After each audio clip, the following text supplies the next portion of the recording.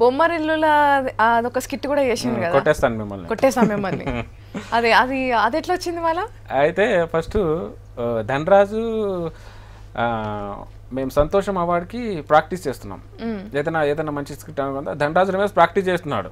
Telangana father first కొట్టేస్తాను మిమ్మల్ని లేదు దాంట్లో.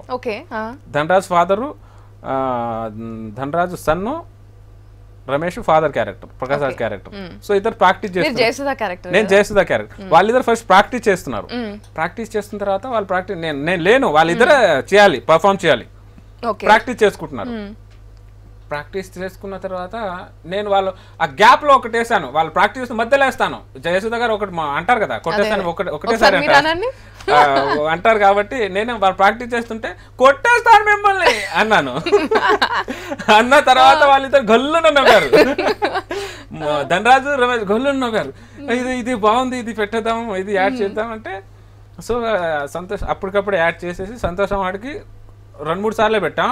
ఊసర్ వెళ్ళికి ఇంకా డెవలప్ చేసి కొట్టేసిమని ఇంకా ఎక్కువ సార్లు వచ్చేటట్టు పెట్టుకొని ఇచ్చేస్తే బాగా అసలు హిలేరియస్. అసలు కాన్సెప్ట్ లో కొట్టేసాను మిమ్మల్ని కాన్సెప్ట్ కొన్ని ఉన్నాయి, ఇది కూడా హిలేరియస్ కాన్సెప్ట్.